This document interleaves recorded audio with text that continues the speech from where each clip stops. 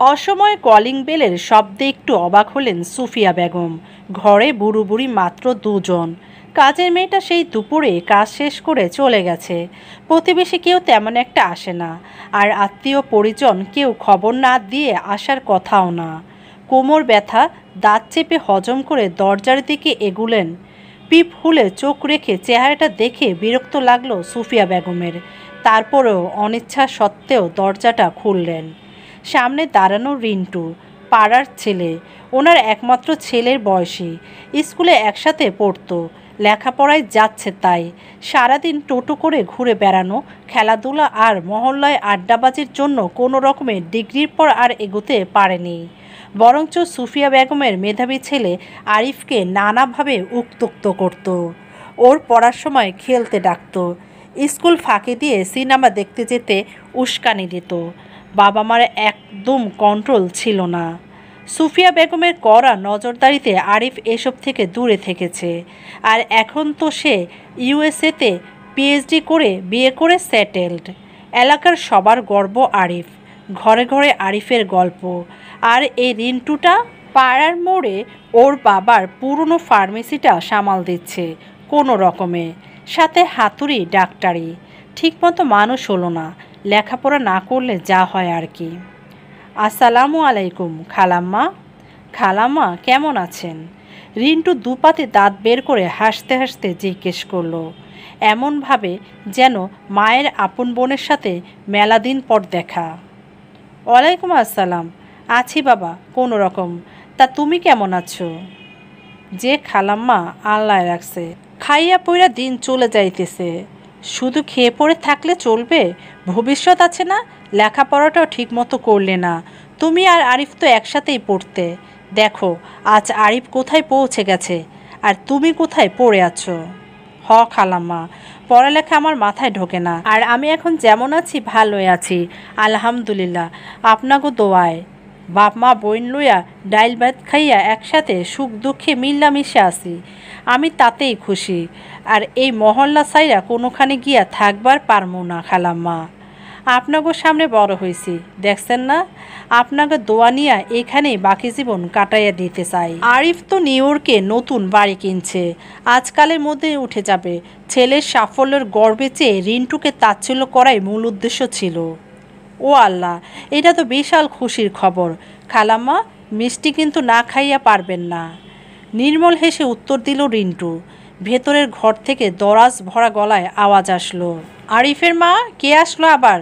কার সাথে কথা বলছো? ওই রিন্টু এসেছে। আরিফের বাবা দরজার কাছে পৌঁছলেন। কি ব্যাপার রিন্টু, তুমি হঠাৎ এই সময়? আঙ্কেল আসসালামু আলাইকুম। আঙ্কেল, আপনি প্রেসক্রিপশনটা ফালাই আসছিলেন ফার্মেসিতে, তাই দিতে আসছি। ও হ্যাঁ, ফেলে আসি নাই, সবগুলো ওষুধের দাম পকেটে ছিল না, তাই তোমার ওই ছেলেটাকে বলেছিলাম সব প্যাকেট করে রাখতে, কাল টাকা নিয়ে গিয়ে নিয়ে আসব। আয় হায়, এটা কি কইলেন আপনি? পিচিটায় আপনারে টাকার লাইগা ওষুধ দেয় নাই? ওরে আমি জুতা দিয়া পিটামো আঙ্কেল। আপনি প্লিজ মনে কষ্ট নিয়েন না, আমি মন থেকে মাপ চাইতাছি। এই লোন আপনার সারা মাসের ওষুধ, আমি নিয়ে আসছি। ওই পোলায় আপনারে চিনতে পারে নাই, ওর হয়ে আমি সরি।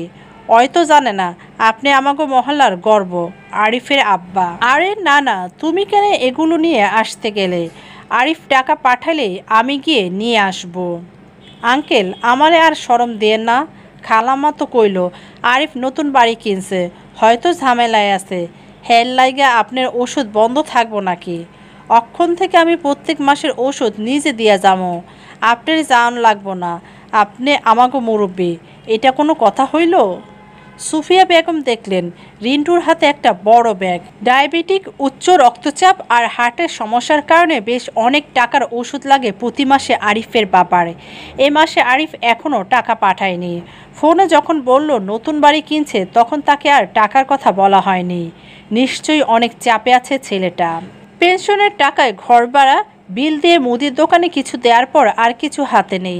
সারা জীবনের সঞ্চয় যা ছিল সব একমাত্র ছেলে আরিফের জন্য ব্যয় করা হয়েছে। দরকারও নেই, বুড়ো বুড়ি আর কদিন, কি আর এমন খরচ। নিজের ডায়াবেটিসের ওষুধও শেষ, আনা হয়নি টাকার জন্য। হঠাৎ রিন্টুর কথায় হুঁশ ফিরল সুফিয়া বেগমের।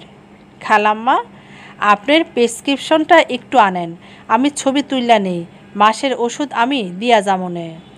আরে না না, তোমার কষ্ট করতে হবে না। এইটা বললে তো শুনুম না খালাম্মা, আপনি এই ব্যাগটা নেন, আঙ্কেল রে দিয়া চেক দেওয়াইয়া কোনটা মিসিং থাকলে আমার একটা ফোন দেন, আর আপনার প্রেসক্রিপশনটা আনেন, আমি ফোনে ফটো তুললা নেই। হাত থেকে ওষুধের ব্যাগটা ধরতে ধরতে হঠাৎ সুফিয়া বেগম খেয়াল করলেন এতক্ষণ রিন্টু দরজাতেই দাঁড়ানো। তড়িঘড়ি করে বললেন, তুমি ভেতরে এসে বসো, আমি প্রেসক্রিপশনটা আনি। কিছু মনে করিয়েন না খালামা, খুব তাড়ায় আছি, এখন আর বসুম না, পরে একদিন। সুফিয়া বেগম নিজের প্রেসক্রিপশনটা নিয়ে আসলেন। রিন্টু মোবাইল বের করে ছবি তুলে নিল। আচ্ছা খালামা, আজকে যাই, পরে একদিন আইসা গল্প করুম নে। আরিফের বাবা হঠাৎ বলে উঠলেন, আরে চা খেয়ে যাও, তোমার কিসে এত ব্যস্ততা? আঙ্কেল, আসলে হয়েছে কি, ফার্মেসিটার লগের দোকানটাও কিনা নেছি, এখন ডেকোরেশনে কাজ করতাছি, সামনের শুক্রবার বাদ মাগরিব মিলাদ দিয়া উদ্বোধন করুম, মেলা কাজ বাকি, আর আপনি তো জানেনই আমি মানুষ একলা। ওহো, ভালো কথা, শুক্রবার কিন্তু আপনি আর আব্বাই মিল্লা ফিতা কাটবেন নতুন দোকানের। আব্বাই বিশেষভাবে আপনারে অনুরোধ করছে, আপনি কিন্তু না করতে পারবেন না। আরে সে তো খুবই ভালো কথা, অবশ্যই যাব, এবার তুমি একটা বিয়ে করে নাও। মুচকি হেসে রিন্টু উত্তর দেয়, হ কর্ম আঙ্কেল, আপনারা দেখা দেখি শুরু করেন, তয় কয়টা দিন সময় লাগবো, ছোটো বোনটার লেখাপড়া শেষ হোক, অরে বিয়া দেই, আর একটা ফ্ল্যাট বুকিং দিছি, ওইখানে একবারে নয়া বউ নিয়া উঠু আমু। আরে বাহ, তুমি তো ছেলে সব গুছায় নিছো, সাব্বাস। সব আপনাকে দোয়া, এখন অনুমতি দেন খালাম্মা, আসি, আসসালামু আলাইকুম। বলে দ্রুত দরজা থেকে রিন্টু বিদায় নেয়। দুদিন পর স্থানীয় হাসপাতালের আইসিইউর সামনে সুফিয়া বেগম ভীষণ দুশ্চিন্তা নিয়ে মুখে আঁচল চেপে নীরবে চোখের জল ফেলছেন। সন্ধ্যার দিকে আরিফের বাবা হঠাৎ অসুস্থ হয়ে বাথরুমে পড়ে যান। সুফিয়া বেগম পাগলের মতন হয়ে যান, কি মনে করে মোবাইল তুলে রিন্টুকে ফোন দেন। সে কি করে অত দ্রুত লোকজন নিয়ে এসে আরিফের বাবাকে নিয়ে হাসপাতালে আসলো, উনি চিন্তা করতে পারছেন না। আরিফের বাবা আরিফের সাথে কথা বলার পরেই অসুস্থ হয়ে পড়েন, আর তারপর থেকে এতবার ফোন করেও আরিফকে পাওয়া যায়নি। আরিফের সাথে কথা বলার সময় সুফিয়া বেগম বুঝেছেন আরিফ তার বাবাকে শেষ সম্বল পৈতৃক ভিটা বিক্রি করে টাকা পাঠাতে বলেছিল, কারণ আমেরিকায় তার বাড়ি কিনতে আরও কিছু টাকা দরকার। সে যেহেতু আর দেশে ফিরবে না, তাই গ্রামের ওই জমি রেখে লাভ কি? আরিফের বাবা তাতে রাজি হচ্ছিল না, আর সেখান থেকে বাপ ছেলের কথা কাটাকাটি। আর সে রাগে হয়তো আরিফ ফোন ধরছে না এখন, কিন্তু আরিফকে তো খুবই দরকার এখন ওনাদের। ভাবনায় ছেদ পড়ল রিন্টুর ডাকে, খালাম্মা, আপনি কিছু চিন্তা করেন না, আমার লগে ডাক্তারের কথা হয়েছে, ভয়ের কিছু নাই, একটা ছোট্ট স্ট্রোক মতন করছে, আঙ্কেলের যেহেতু বয়স হয়েছে, তাই একদিন হাসপাতালে রাইখা একটু দেখবো আর কি, কাইলি তাই বাসায় নিয়ে যামনে, আপনি আমার লগে আহেন, বাসায় গিয়া একটু কিছু মুখে দিয়া নিবেন, কখন থেকে ডায়াবেটিসের মানুষ না খাইয়া রয়েছেন, পরে তো আপনারা নিয়েও বিপদে পড়বো। না রে বাবা, আমি কোথাও যাব না, তোমার আঙ্কেলকে একা রেখে কোথাও যাব না। আর আরিফ যদি কল করে বাবাকে দেখতে চায়? খালাম্মা, আপনি একদম ভাইবেন না, আমি আরিফরে মেসেঞ্জারে সব জানাইছি, হয়তো মেলা ব্যস্ত, নতুন চাকরি নাকি নিছে, মিটিং করতেছে দেখা কথা কইতে পারে নাই, আমার ট্যাক্স দিছে, কইছে টাকা পাঠাইয়া দিব 2-1 দিনেকের মধ্যে, আমরা যেন ম্যানেজ করে নিই। আমি রিপ্লাই দিছি, তোর কোনো চিন্তা নাই দোস্ত, আমরা তো আছি, তুই মনোযোগ দিয়া কাজ কর, তুই আমাগো গর্ব, আপনি আমার লগে চলেন, আমার বইনে থাকবো ততক্ষণ আঙ্কেলের কাছে, আপনি ফেরত আইলে ওই যাইবগা তখন। সুফিয়া বেগম অবাক হয়ে দেখলেন অনাত্মীয় এই ছেলেটা সত্যি তার বোনকে নিয়ে এসেছে আরিফের বাবার শুশ্রূষার জন্য। দুদিন আগেও নিজের ছেলের সাথে তুলনা করে কত তাচ্ছিল্য করেছেন রিন্টুকে, নিজের অপরাধ বোধ ঢুকে রিন্টুকে জড়িয়ে ধরে হাউমাউ করে কেঁদে ফেললেন। আরে খালাম্মা, আপনি শান্ত হন, আঙ্কেল আমার বন্ধুর বাবা মানে আমারও বাবা, আমি বাইচা থাকতে কোনো রকম সমস্যা হইতে দিব না। এই কথা শুনে সুফিয়া বেগমের কান্নার ধমক আরও বেড়ে গেল।